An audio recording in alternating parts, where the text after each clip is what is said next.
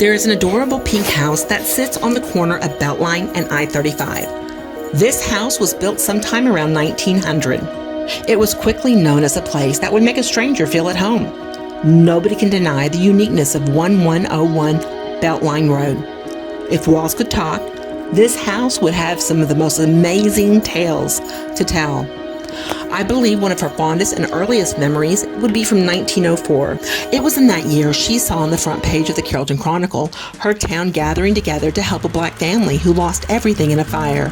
This sort of urgent news was not the norm for front page coverage in the year of 1904. I think at this point, this house knew she was keeping guard of one of the most special towns in Texas. The Willinghams and the J.H. Painter families were the first to call this house their home. In 1908, this house withstood strong and violent floods. She was filled with curiosity when she saw J.T. Vandergrift put down his blacksmith tools and open up a Chevrolet and Ford dealership. This house was nervous when she saw men leave to fight in World War I in the year of 1917. In 1920, the Boatwright family purchased this house. This is where and when the house received the name we use today. The Boatwright family was very involved in the community, and they lived in this house for well over 40 years. The 1930s came quickly, and since this house was closely located by a main road, she did catch a glimpse of the legendary Bonnie and Clyde gang.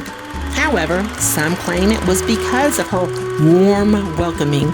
The Barrow gang decided not to rob the Bank of Carrollton, and instead they drove up the road in their Ford to the town of Louisville, and they robbed their bank instead. She was happy when she saw a newcomer in the year of 1939. It was in that year she saw a young science teacher given her first job in Carrollton High School. Let's welcome Dr. Benjy Brooks to Carrollton. After teaching 4 years to students barely younger than herself, Brooks decided to enter the University of Texas branch in Galveston in 1944. This journey led Dr. Brooks to becoming Texas's first pediatric surgeon. She was also one of the first women to ever complete surgical training at Harvard Medical School. She established the Division of Pediatric Surgery at the University of Texas Medical School and was inducted to the Texas Women's Hall of Fame in 1985. In the early 1940s, this house saw more than 1/3 of her 900 residents leave to go and fight in World War II. She was afraid her town would disappear, but her mind was put at ease when she quickly saw this community coming together in so many ways to make this town work and survive.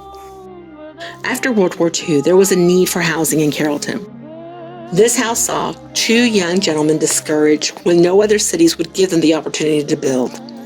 Carrollton gave these 2 young men 6 lots to build their first homes.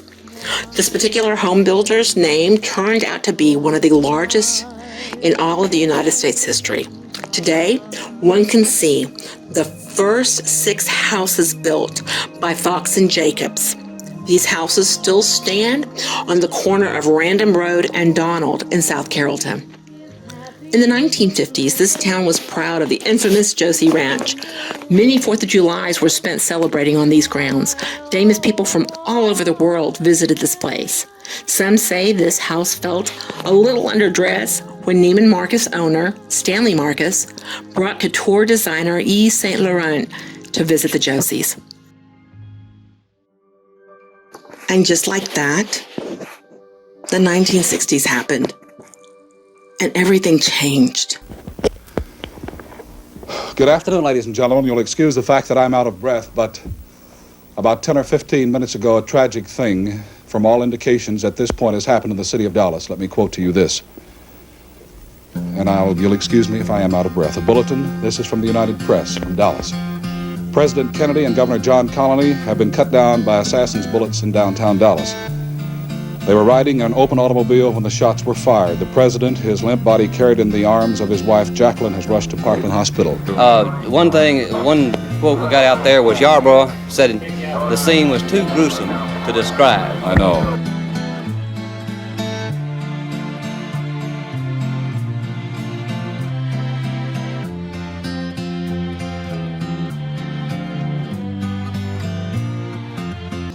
And then there was the Beatle invasion that took place only 10 miles from where this house stood. In Dallas.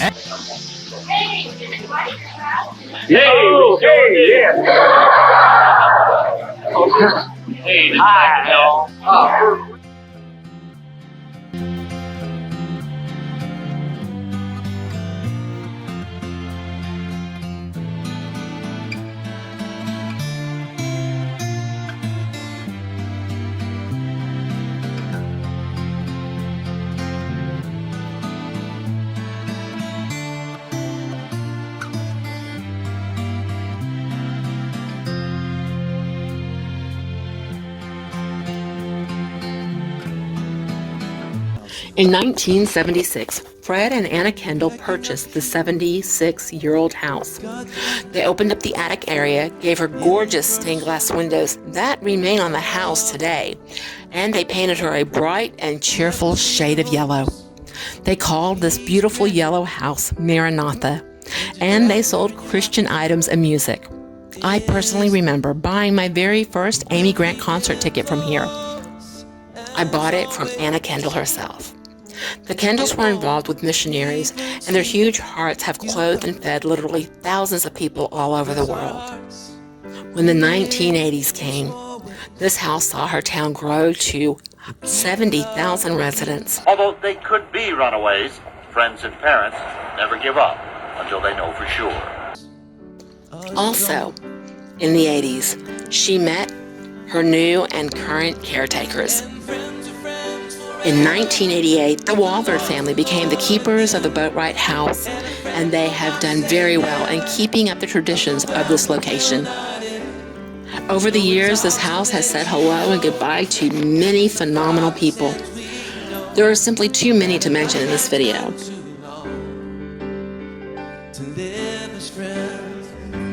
Although some of the faces that you see are no longer with us, their spirit still lives within our city.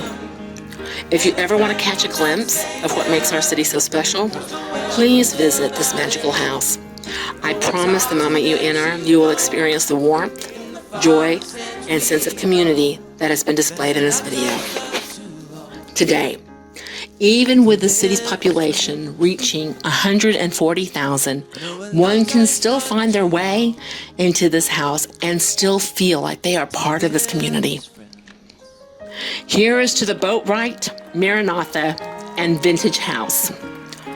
Here's to the past, the present, and to her future.